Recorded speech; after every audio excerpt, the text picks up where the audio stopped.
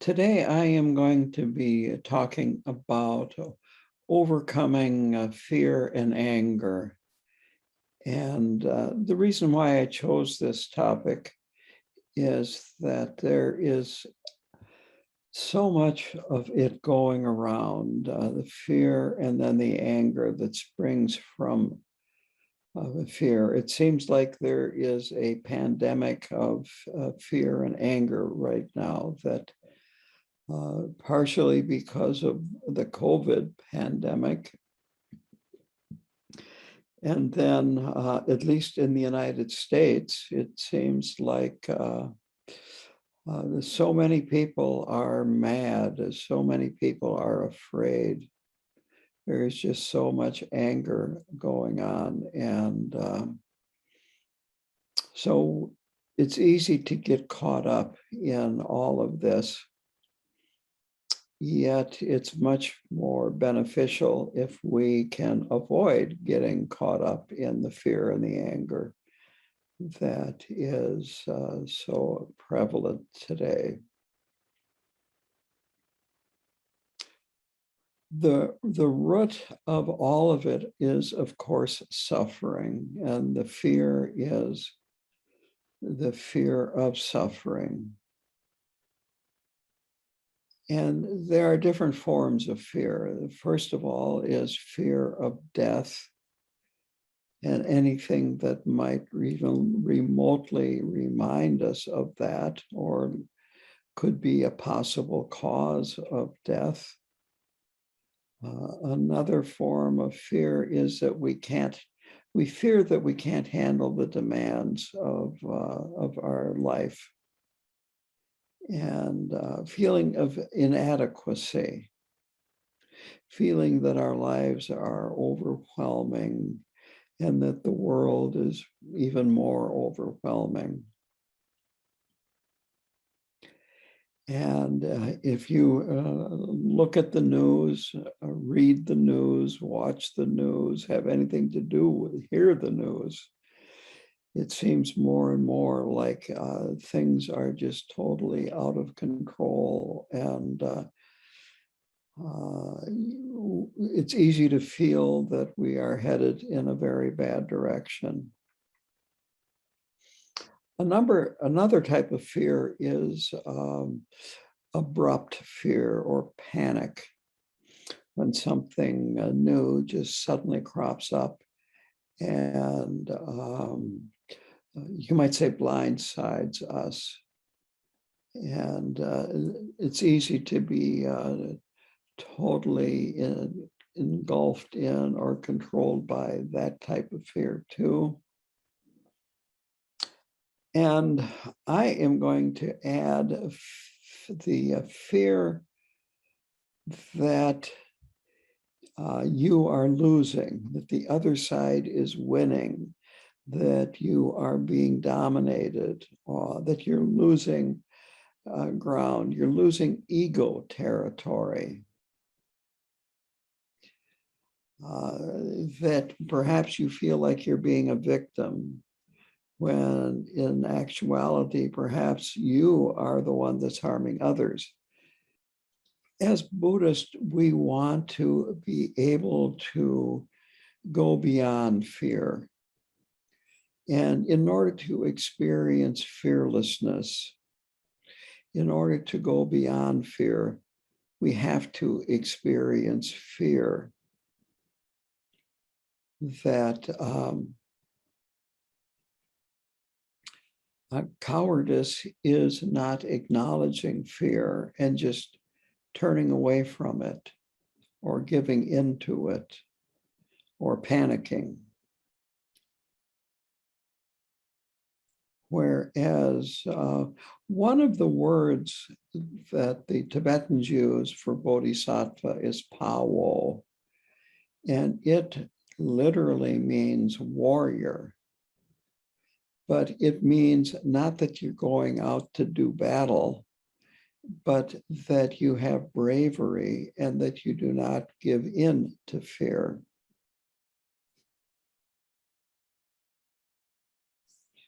Which is very different.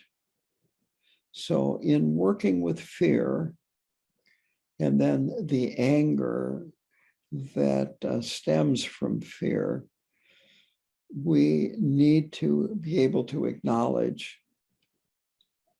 our fear, acknowledge our groundlessness, that we are always in a new situation, that we are because of impermanence. We really never know, that it is uncertain. Feeling certainty is actually a denial in terms of our mundane lives. That if we really look closely, we find that uncertainty permeates our lives, permeates the world, permeates the lives of everybody else. And as a result, fear is always present.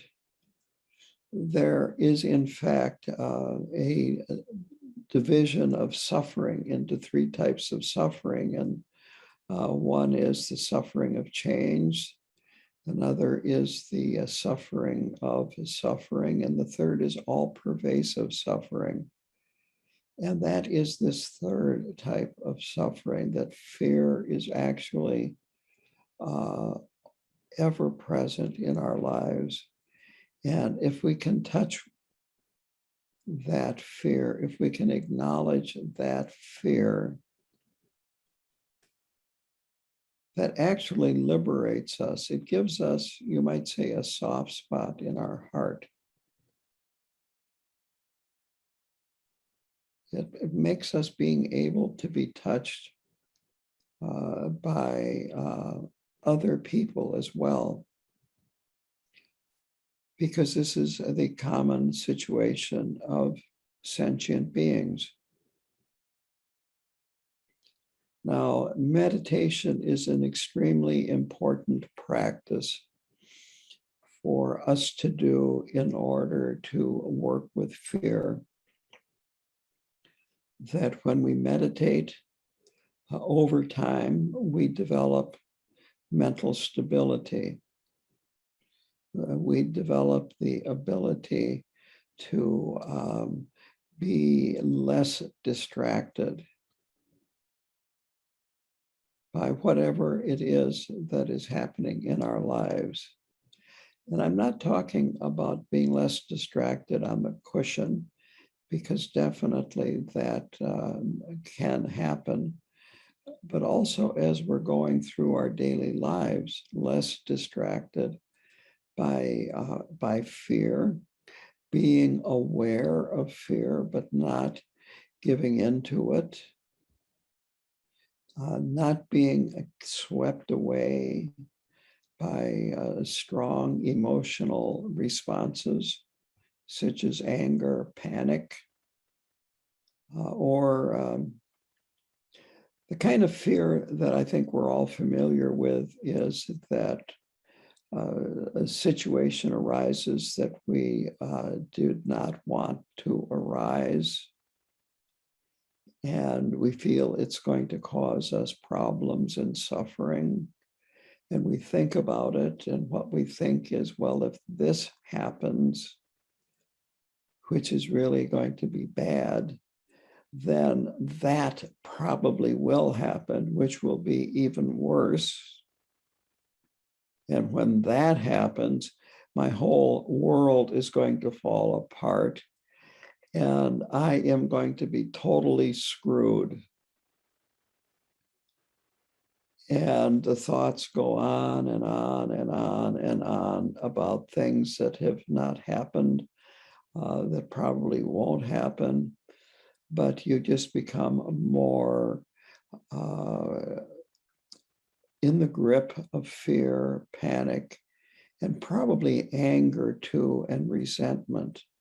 Why is this happening to me? I'm being screwed. Other people are causing this, and so on and so forth. And it's all in our mind. The fear is in our mind. Fearlessness is in our mind. And so we need to work with our mind, and we need to do what we can through meditation and other techniques to stabilize our mind if we are going to work with fear and work with anger. And they are workable. And if you look at yourself and where you are in your own emotional responses and compare that to where you were maybe a year, 2, 4, 10 years ago, I expect if you've been practicing regularly that you will notice a difference, and a beneficial difference. So it's really important to meditate and to continue meditating and to do what we can to have some stability of mind, so that we are not overwhelmed when things suddenly appear in our lives that cause fear to arise.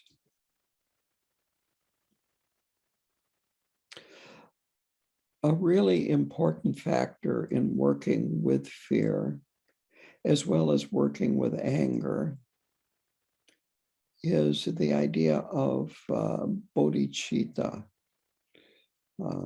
enlightened mind, the mind of a bodhisattva or a Buddha.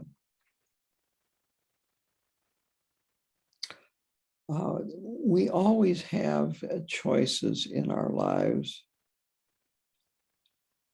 and that when we take the bodhisattva vow, we have made this vow to practice so that we can be more beneficial to other beings.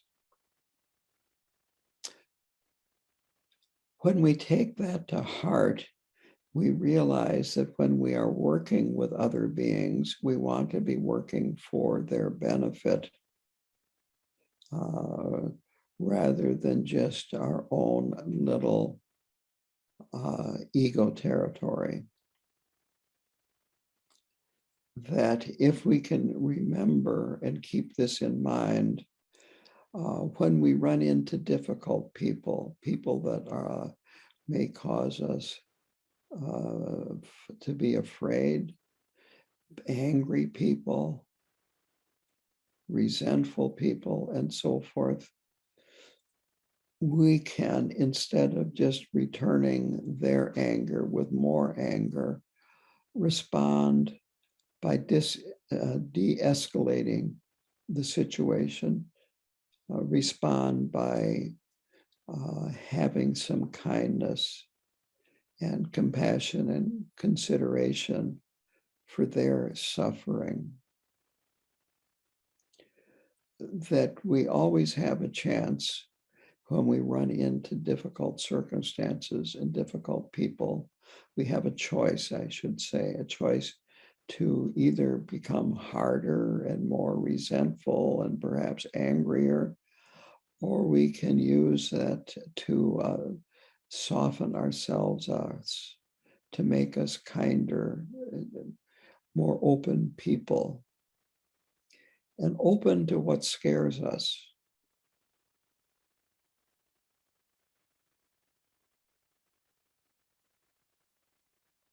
So compassion is part of this. It's bodhicitta, being able to feel the pain that we share with other people. Making a connection with other people and realizing that when they're having a hard time, when they are angry, when they are full of fear, that yes, I have felt that way too in the past, and I have behaved in ways that I later on regret. And I certainly wasn't having a good time while I was experiencing it. So with this bodhicitta aspiration, that instead of erecting walls to protect ourselves from other people, to protect ourselves from painful emotions, we let go of the walls and we allow ourselves to feel vulnerable.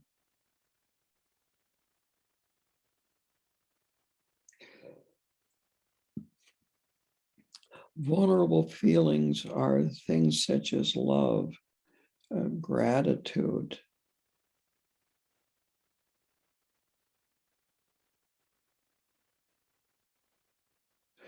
We let loneliness and embarrassment and inadequacy touch our hearts and realize that these feelings people, difficult people, are having, if not now, they do have throughout their lives. And if we can understand our own loneliness and embarrassment and inadequacy, really make a connection with it, make friends with it, they become our allies in working with other people.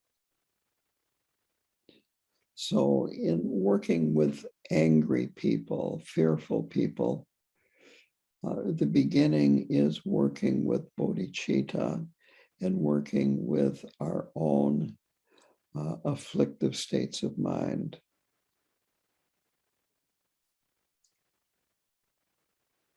On the other hand, because of our Buddha nature, we always have love, kindness, gratitude, compassion, forgiveness, and so forth.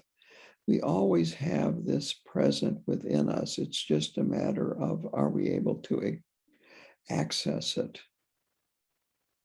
It can't go anywhere. It can't leave us. We can't escape from it.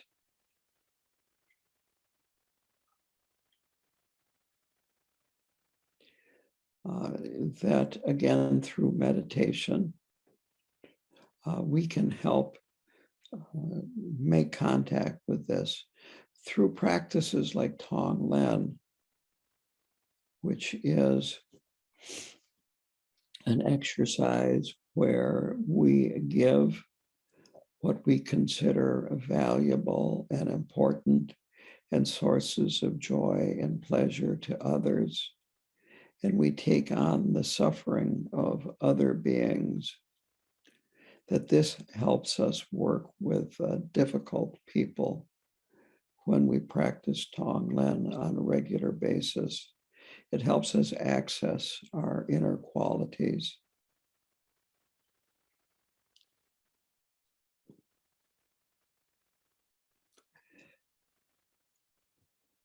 While I was preparing for this talk, Akshobhya came to mind. He is the Buddha that is referred to as the unshakable. And the reason for that is that as he was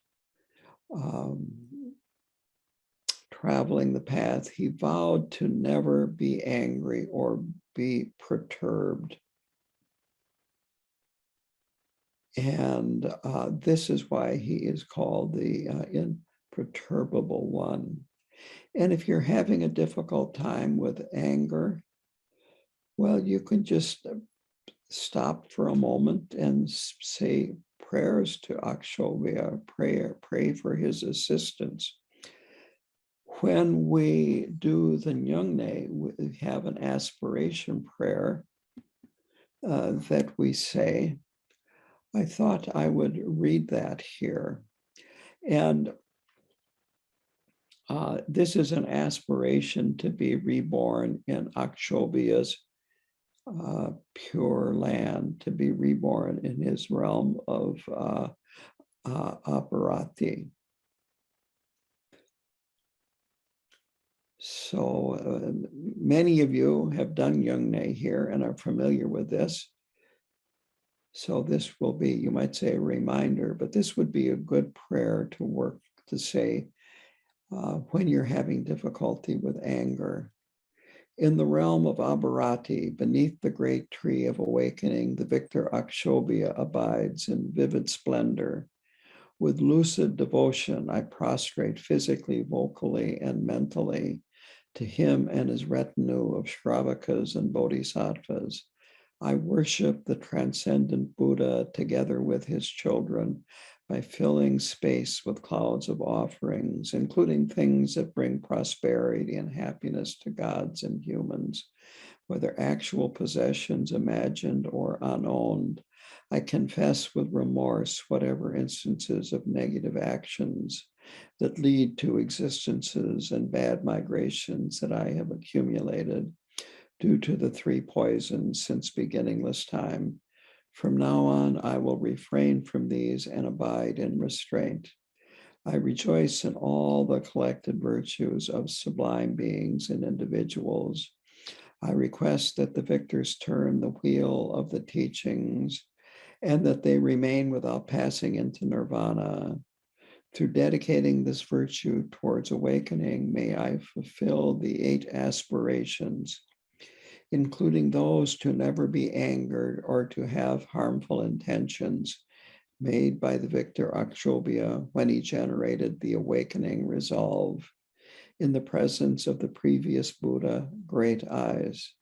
Moreover, may I fulfill his 18 aspirations to accomplishment, including those to do just as promised, to be aware of the Buddha with every step, and to renounce home life throughout all lifetimes. Likewise, may I fulfill his 7 aspirations, including those to refrain from discussing the 4 retinues of transgressions, to ensure even the word downfall is unheard of in the realm of awakening, and to be gifted with purity and qualities. May I journey from Buddha realm to Buddha realm, just as Akshobhya did while performing the actions of his awakening. May I only do what is pleasing to the transcendent Buddhas and never cause them any disappointment for even an instant. May I be pure in conduct throughout all my lifetimes and demonstrate the actual transcendent perfections by undertaking them. Meanwhile, may my body and mind be free of the slightest weariness and fatigue through all the collected virtue of such giving of the Dharma. May all bodhisattvas in my Buddha realm never forget sublime Dharma, even if they forget their previous lifetimes. May they be reborn in the realms to which they aspire. May they never be separate from the perfect Buddhas and devotedly attend to them. May they never be taken advantage of in any way by demons or gods of demonic disposition. May I engage in the conduct of awakening in accordance with the personal desires of beings for sublime Dharma, never exhausting those qualities of the Dharmas desired by those living beings. After I die and transmigrate from this life, may I be reborn in the victor Akshobhya's presence in the pure realm of Abharati and please him by accomplishing the path to awakening. May I also possess all the qualities of eminent bodhisattvas in that realm, including Ganda Hasti, the son of the victor. May I always be acclaimed by the Buddhas, just as those bodhisattvas of great awakening are greatly foretold by that transcendent victor. May I also achieve the level of irreversibility and obtain prophecy of my ultimate awakening. May I hold the victor's sublime teachings and totally illuminate the conduct of awakening. May I thoroughly perfect the ocean of the 2 accumulations and bring to full maturity the ocean of living beings. In brief, may I act as the victor Akshobhya did in his cultivation of awakening resolve, conduct, and aspirations. May I realize a state like that of this transcendent victor in a pure world equal to the realm of Abharati.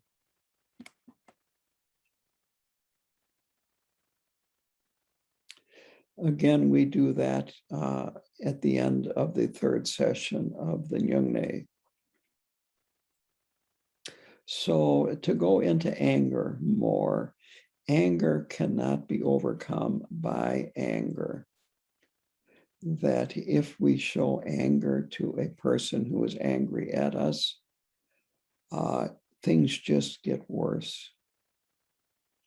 However, if we control our anger and show its opposite, such as compassion, tolerance, patience, then not only will you remain peaceful, but the other person's anger will gradually diminish.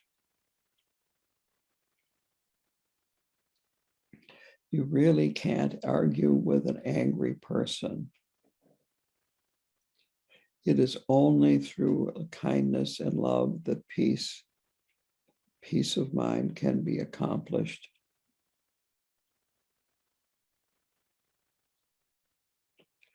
And since we are in the human realm, we have the ability to reason, to judge, to access wisdom.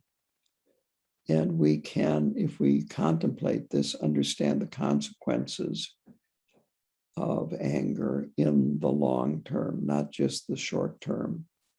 In the short term, it might make you feel good to get angry at somebody and tell them what you think. But in the long term, you haven't accomplished anything. And you've actually accumulated a lot of negative karma. When we're angry, we lose this potential to reason. We lose connection with our wisdom.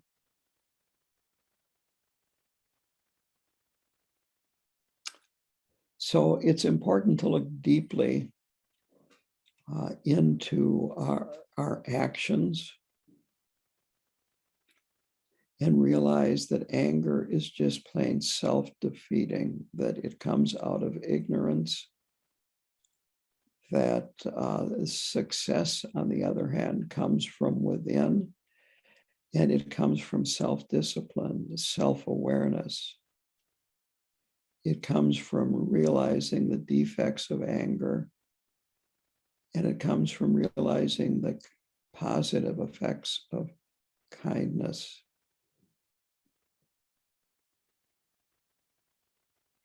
So the real antidote in terms of the 6 perfections to anger is patience. That when we look at patience in terms of working with difficult people, we need to look inside and examine ourselves, our strategies, the games we play, the fantasies that we present to ourselves. And if we look closely, we'll see that we're really rarely able to relax in the present moment. That we fabricate all kinds of strategies to avoid being present, to keep busy, but to not be present.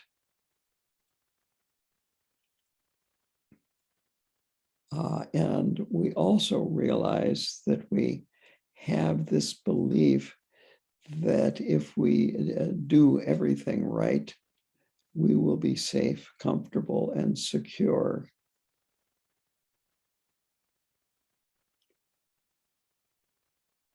And finally,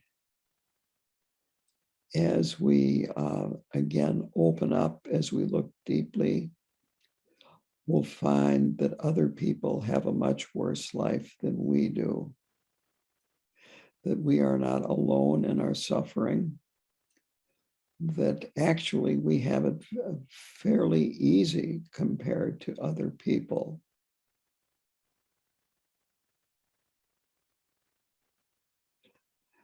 That A sign of success of looking deeply is that you are catching yourself more frequently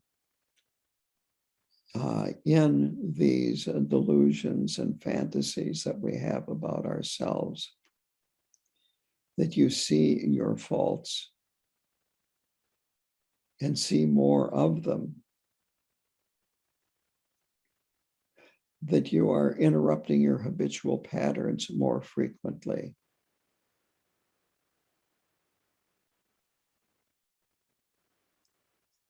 A good sign actually might be when you wake up in the morning and have a feeling of, oh my gosh, I know I'm going to be doing more negative things and falling into the same old habitual patterns. It's because you're becoming more aware of your ego in your ego territory. And this is not a bad thing. If you can take this awareness, but add to it a positive attitude of when I'm going through my daily life, I will do what I can to avoid getting into these old habitual patterns of developing resentment and anger, of giving in to fear, and so forth. This is a good sign.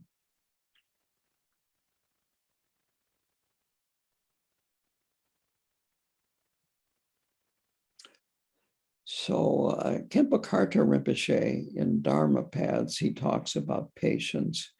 And he says this about patience. He said, it's good to contemplate the benefits of practicing patience, that to remember that you can change and that it is in your best interest to change. To think, remind yourself that the troublemaker is completely confused, that they are not having a good day. They're having a bad day, and perhaps they're having a bad lifetime. And perhaps they're creating the karma to have even a worse next lifetime for more suffering.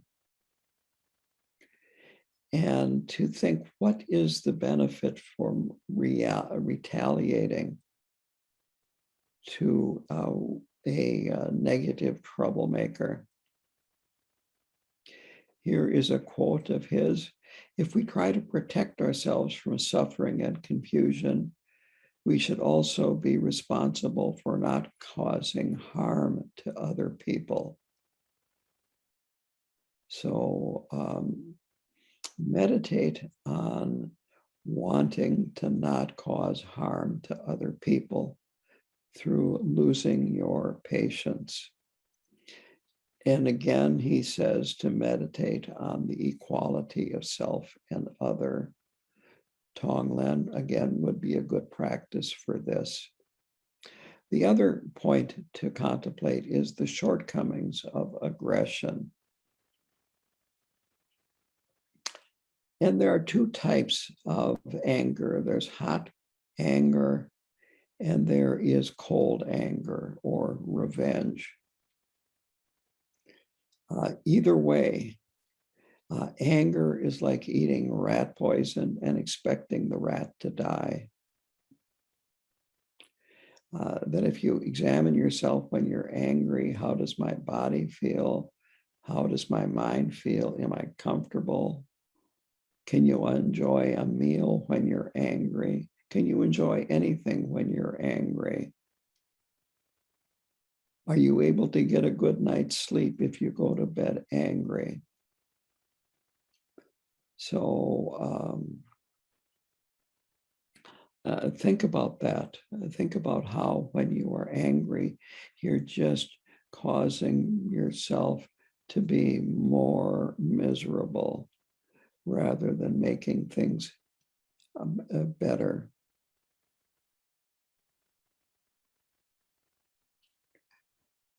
And so when you're dealing with an angry person, it might seem like you are not getting anywhere when you don't retaliate, when you just let them get angry at you.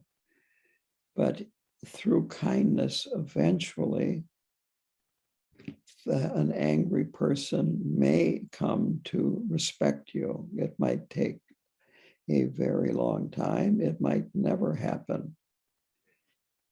In a way, give up hope of it happening. But if you can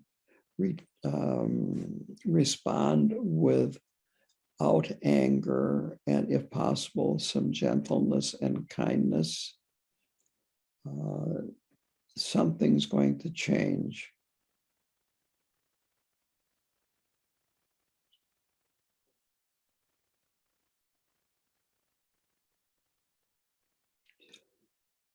Rinpoche also talks about how frequently we project our own faults on other people. And it seems like the things in other people that upset us the most tend to be our own faults for whatever reason. I don't really know the reason, but it's very easy to, when a person is engaging in activity that we have engaged in, to it just set us off. So it's good to contemplate when we get upset with another person or another situation, projecting on them, to think, well, have I ever done this? Is this something that maybe I need to work on?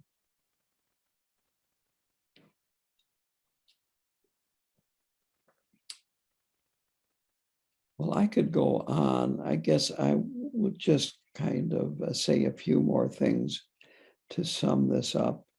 And the first is to remember that you can change. Our minds can change. And they can change much easier than we think if we really put some effort into it, rather than thinking, this is the way I am. I've always been this way. There's no way I can change. If you think that way, you won't change. But on the other hand, if we look at this in terms of our minds can change, and I want to work to change my mind, then it will happen.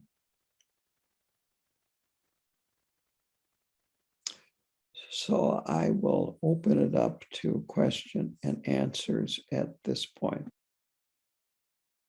Question is, I have difficulty with politicians that they don't necessarily represent their constituency, and that they seem to be making money off of their position.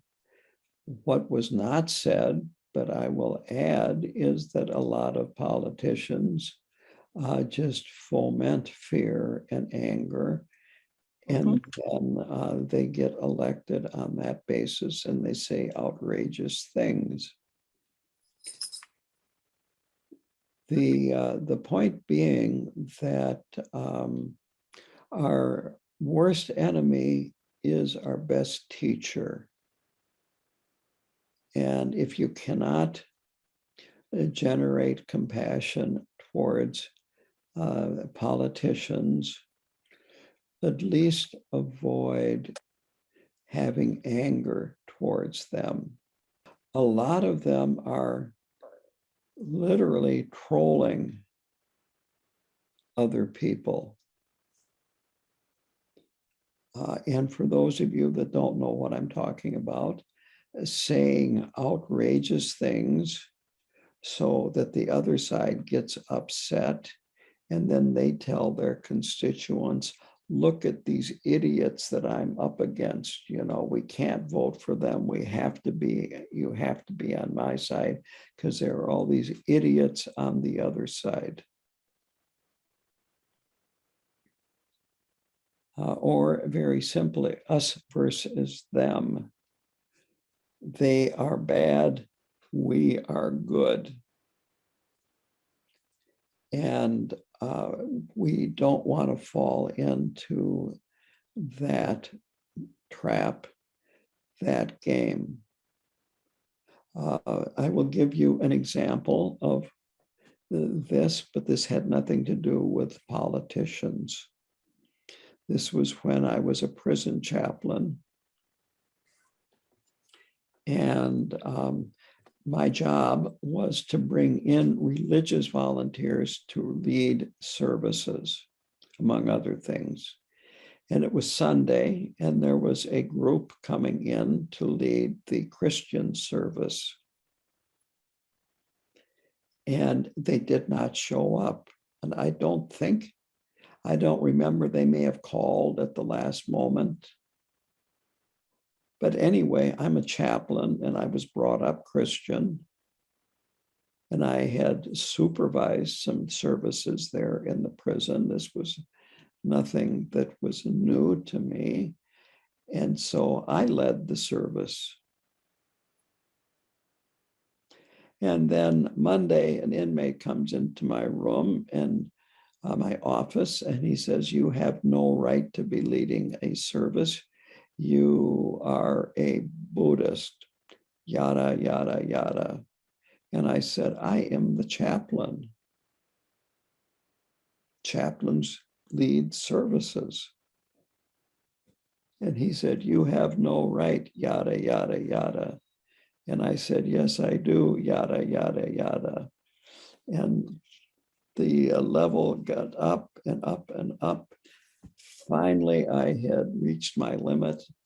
I pointed to the door and I said, "Get out," in an angry tone. And this in prison is what's called a direct order. If he would not have obeyed this, he would have been sent to segregation, solitary confinement to you non-inmate people. And so he got up and went to the door. And as he went through the door, he turned to me and said, "Gotcha." This is politics today. And I never let that happen again.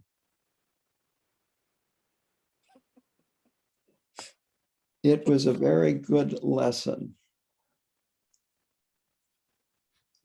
And this is politics. And then you've got the news that amplifies it. And you've got this side that says this is bad about that side, and you've got their media that says this is bad about that side, and we just get further and further apart into groups. And the littlest thing, culture wars, mask wars, you name it, and there's a war against Christmas. So far, there hasn't been a war against Buddha, but we're not important enough, I guess. But it's ridiculous. And the point being, don't fall into that trap. The question was, did you ever talk to the inmate about that later on? And I never did. But what I learned was that many of the inmates are manipulators. And if a person can control your emotions, they can control you. And this is, again, what's going on in politics today, is they're controlling you through anger and fear. And then you vote for them because you're afraid of what's going to happen if the other guy gets in. The question was brought up by a Canadian about this verdict in Wisconsin yesterday, where a man had attended a demonstration that had turned violent with a semi-automatic assault rifle and ended up killing 3 people. And he was a minor at the time, and he was acquitted of all charges. And what does that mean? I have read quite a bit about this, maybe not as much as a legal expert, but according to what I have read, the laws in Wisconsin are such that it would have been difficult to convict him of murder, which makes you wonder about the laws in Wisconsin and the open carry laws and the gun culture in the United States. But that's what I read from legal scholars, including on PBS Nightly News, that the judge had to follow the law, and the law was such that he could put himself in a situation where his life was in danger, and then he had the right to kill people. From a Buddhist perspective, this doesn't make sense. To continue on the Buddhist view is that taking life is extremely serious, and this was totally avoidable. He was underage. I believe he was not legally able to have that gun, and so on and so forth. So the question goes back to the gotcha guy. How do you, from a Buddhist perspective, relate kindly, compassionately, and so forth to a person that is really manipulative and causes a lot of harm, and so on and so forth? And I tried to do my best. I can't say that I always did. I tried to maintain what they call in prison as professionalism. You know, I'm a chaplain, I'm Buddhist, this is who I am. And I did not, after thinking about it for a while, I just let go of the anger, realizing that's who he is. This may have helped, but I assumed that a lot of these manipulative inmates, and many of them were manipulative, grew up where manipulation was a survival technique. That if they didn't manipulate, they were in big trouble growing up. I have had this conversation with my sister. Again, I grew up with a mentally ill mother, and I fought with her. And my sister, who was 6 years younger, she observed, and she, in her own words, learned how to manipulate.